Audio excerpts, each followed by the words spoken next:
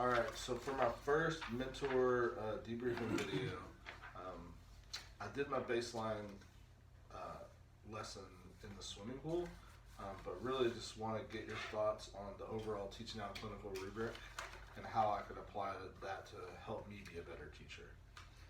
Okay, well, I mean, I actually think there's a lot of really good similarities between this rubric and the school's rubric, and I highlighted just a few things that I would try to focus on as you go through this process.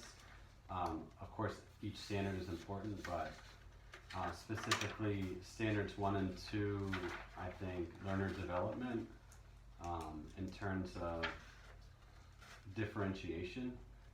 Obviously, whatever school you're at, in particular at QISS, there's a lot of differentiation that has to occur because of our population of students with ELLs.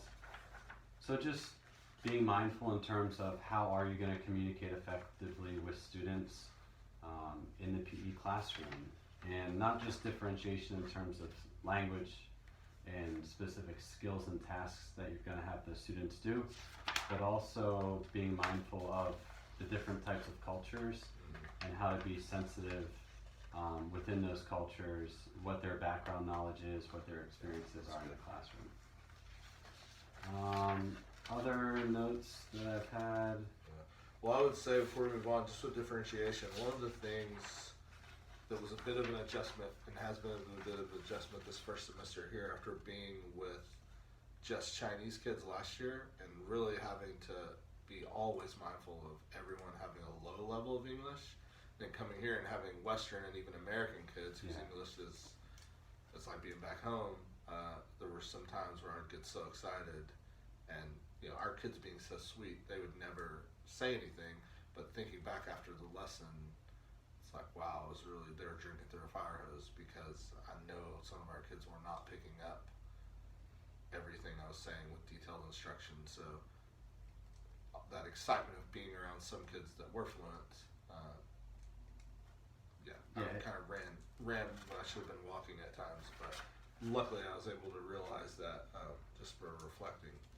Yeah, and that's part of the process. The other thing is too, I mean, with sport in general at QISS, we've got a lot of kids that, like back home, basketball, everybody knows how to shoot a basketball, everybody knows the basic rules, but here again, you're going to have a mixed population of kids that know the basic fundamentals of basketball and kids that don't know any.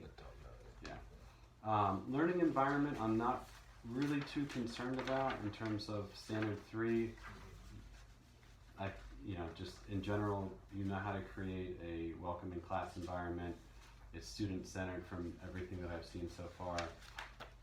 But in terms of just the content knowledge, I'm not worried about your content knowledge in terms of PE, but specifically how it references tools of inquiry, being that we focus on inquiry at QISS, and trying to make our inquiries authentic and reference the real world. I think that would be something to think, how are you able to develop your units of inquiry in PE that are relative to students outside of just the classroom? How can it be relevant in the real world? How can you make it feel like it's important for the kids? Because for a lot of our kids at QISS, they're not necessarily focused on their athletic abilities. Yeah, or even their overall health. Right. So that's 4 and 5.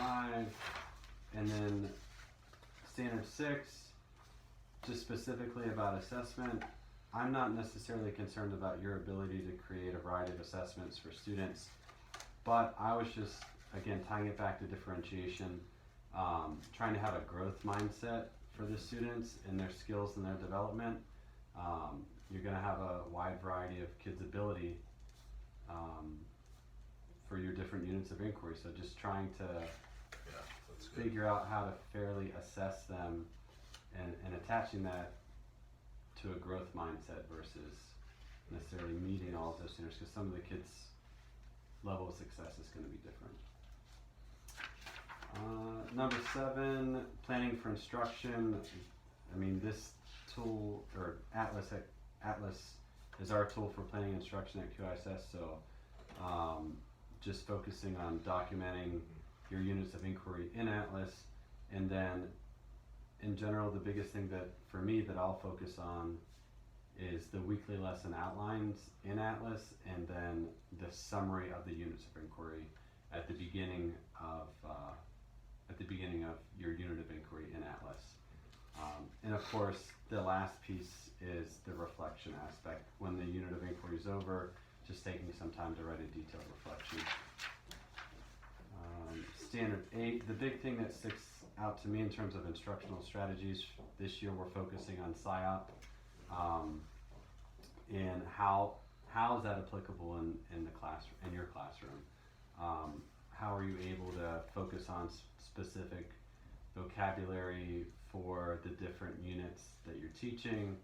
Are there opportunities for writing to happen so that we are still teaching writing across the curriculum? I mean, that's specific for the school, of course, in terms of teaching rugby, basketball, soccer. What types of varied instructional strategies will you use? 9 and 10, I'm really not concerned about in terms of professional learning and ethical practice. You're a professional, that's why we hired you.